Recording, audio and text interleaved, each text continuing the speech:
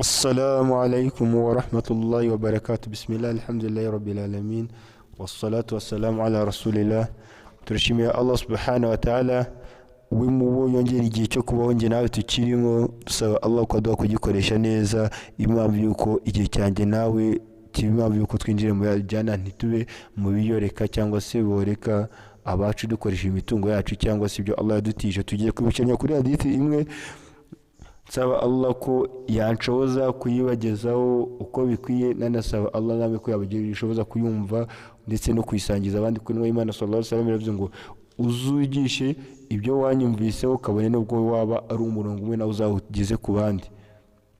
Hadithi y'umusangirangendo Ibn Abbas radiyallahu anhuma, mwene Ibn Abbas niwe Imana sallallahu alaihi wasallam itugira inama yo gufatirana bitanu mbere yuko tugerwaho n'ibindi bitanu.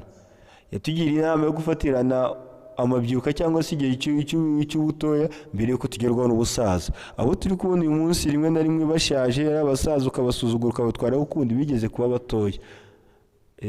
Ugomba gufatirana neza icyo gihe ukagikoresha, cya gihe gishoboye gukora igihagararo, cya gihe gishoboye gusoma Qur'ani neza, ijwi nta kindi kintu kirazamo ukagikoresha neza, cya gihe gishoboye kujya muri dawa ugahaguruka ukajya gusura abayisilamu, kubera ko ntabwo icyo gihe uzajya uhorana, kubera ko ntawe ugeze abaho ngo abe hadasaza, uzi igihe kizagera usaze, bityo ukagikoresha neza icyo gihe.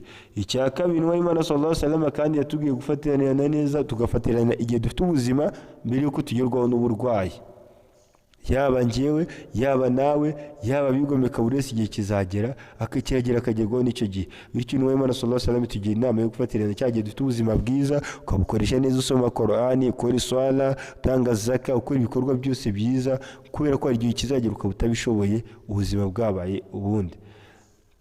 Cya gatatu, ni sallallahu alaihi wasallam atugira inama yo gukoresha neza umutungo mbere yuko tugerwaho n'ubukene. Cya gihe ubona utunze, ubona ari ibyo ufite, nta bintu byinshi uri kubazwa cyane, gerageza uhite utanga sadaka, urebe umwana w'imfubyi uhite umwambika, urebe umukene uhite ureba umushakira agasukari, umushakira umwambaro, usura abantu, ukoresha ibyo ufite ubikoreshe neza mbere yo kugerwaho n'ubukene. Cya kane, Imana sallallahu alaihi wasallam atugira inama yo gufatirana cya gihe uba udafite ibintu byinshi byo gukora, uba ufite umwanya, gerageza ugifatirane ugikoreshe neza, ukiguremo ijuru mbere yo kugerwaho na cya gihe uzaba uhuze. Hanyuma icya nyuma Imana sallallahu alaihi wasallam yatubwiye ni ukubaho mbere yuko upfa. Gerageza mu buzima bwawe ugire ikirango cy'ubuzima bwawe, ku buryo uzavuga ngo uyu munsi uko ndi gukoresha ubuzima bwanjye mbayeho, kandi mbayeho ndi kugura ijuru mbere yo kugerwaho n'urupfu.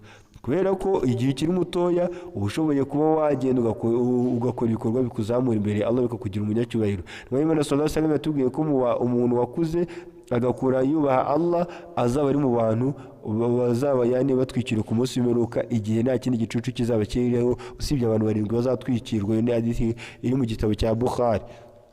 Ubuzima nabwo dufata tukitwara uko twiboneye, nta muntu wahagarara neza ngo ahamye ko ejo azaba abufite cyangwa se uzaba umeze neza, ni ingabire ya Allah. Bityo buri muntu wese agomba kuzirikana. Imana sallallahu alaihi wasallam nanone ikatubwira ngo wa wundi uzaramuka, akaramuka afite umuryango atekanye, akaramuka afite ubuzima bwiza, ndetse akaramuka afite amafunguro yo kurya uwo munsi, ngo ameze nk'uwo Allah yahaye isi yose. Hanyuma ubutunzi nanone ni kimwe mu byo Imana yaduhaye kugira ngo tubikoreshe tugura ijuru rya Allah. Allah muri suratul Baqara akavuga ngo ya ayyuhallazina amanu anfiqu mimma razaqnakum min qabli an yati yawmun la bay'un fihi wala khullatun wala shafa'a wal kafiruna humuz zalimun. Allah ati yemwe abemeye, nimukoresha ibyo Allah yabahaye mbere yuko mugerwaho n'umunsi utazabaho ubucuruzi, utazabaho ubuvugizi, utazabaho ubushuti. Wal kafiruna humuz zalimun, babandi bahakanye bazaba bari mu banyagihombo uwo munsi. Uyu munsi rero ni ugufatirana ibyo Allah yagutije ukagereza ukabikoresha ubiguramo ijuru. Kubera iki? Kubera ko Allah yatubwiye muri Qur'an nanone muri suratul Baqara aya 245 ngo ninde ugurije Allah inguzanyo nziza akazayimutuburira. Sobanura ko nibyo dutanga ntago Allah gumana, ntabwo ari Allah tubiha, ni ukumwubaha gusa tukabifashisha abo ngabo dutegetse, ariko n'ubundi arabidutuburira, kandi uwo Allah agiye guha amuha inguzanyo nziza, amuha ingurane nziza. Twibaze ngo ni ibiki Allah yaduhaye, ibaze igihe ibyo ufite uyu munsi wari uri kubisaba, ibaze kwera uyu munsi birakwiye ko byose ibyo ufite bishyira, nta kintu kimwe utanze kubera Allah, utazirikanye ko uzahagarara imbere ya Allah. Imana sallallahu alaihi wasallam kandi iti ntabwo umugaragu Allah mwene Adamu ntabwo azashingura ikirenge mu rukiko imbere ya Allah kiretse amajije kubazwa ibintu bigera kuri 5. Kimwe muri byo ni iki? Ni uburyo umutungo ufite uko wabonye. Abayisilamu mwitonde, twitonde uburyo tujya gushakiramo ibyo dutunze, nta memuke ndamuke, kubera ko uzahagara imbere ya Allah tuzabazwa uko wabonye ndetse n'uko wawukoresheje. Hanyuma iki gihe tuba turi gupfusha ubusa ni igihe tukora ibyo Islam itadutegetse cyangwa itadukangurira, ni igihe tuzicuza. Intumwa y'Imana sallallahu alaihi wasallam nanone iti hari imwe mu migisha ibiri abantu barinda batakaza batari bamenya iyo ariyo cyangwa se batayikoresheje. Harimo ubuzima bwiza, harimo n'igihe abantu bafite igihe bakaba yakozemo ibikorwa byiza.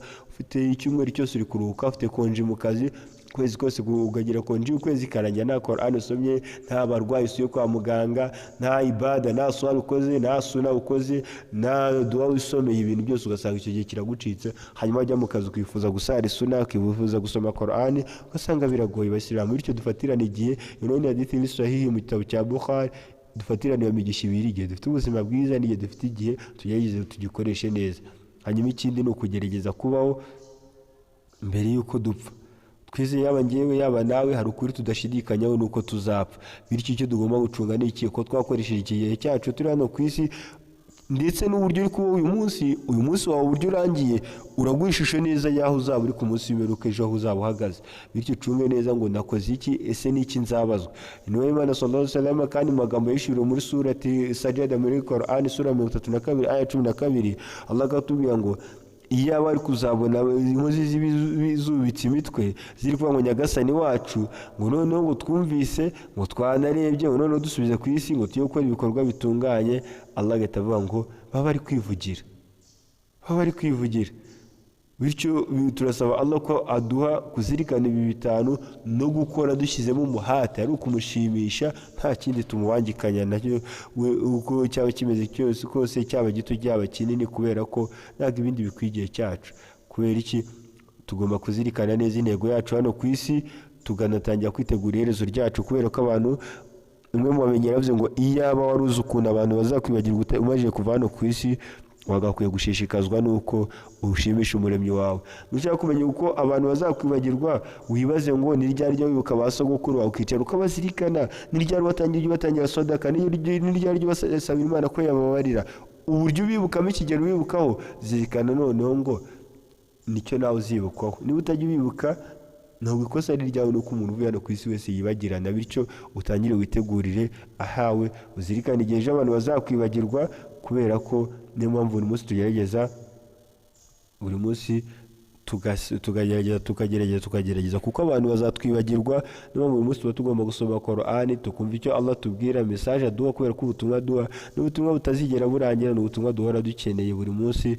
Kubera ko abantu uzasanga hari abazakwanga nta mpamvu nimwe, akakwanga kuko ari wowe, hari n'abo uzasanga bagukunda kuko ari wowe. Niyo mpamvu ugomba kumenya ngo impamvu yo kuba hano ku isi si ugushimisha abantu, impamvu yo kuba hano ku isi ni ukugerageza ugashimisha umuremyi wawe, kubera ko nicyo waremeye hano ku isi. Ntabwo unzi, sinkuzi, niyo twaba tuziranye, hari byinshi buri wese yibitseho cyangwa se yiyiziho abantu batamuziho. Bityo turasaba Allah ko aduha gukoresha igihe cyacu neza hano ku isi, tukibyaza umusaruro. Nsaba Allah ko yamanaguraho ibyaha byabanje n'ibizaheruka. Nsaba Allah ko namwe yamanaguraho ibyaha byabanje n'ibizaheruka. Nsaba Allah kandi ko aduha gukomeza twibukiranya, ndetse urwibutso turigeza ku bavandimwe bacu benshi, kugira ngo tube muri babandi bibukiranya, kubera ko turi umma, ntabwo ibyiza tubyihererana. Allah yavuze ngo kuntum khayru umma ukhrijat lin-nas, muri umuryango mwiza utoranijwe mu bandi. Kubera iki? Ntabwo ari uko turi inzobe, uko turi bikara, uko turi barebare, uko turi bagufu, uko turi abazungu, uko turi abirabura, oya,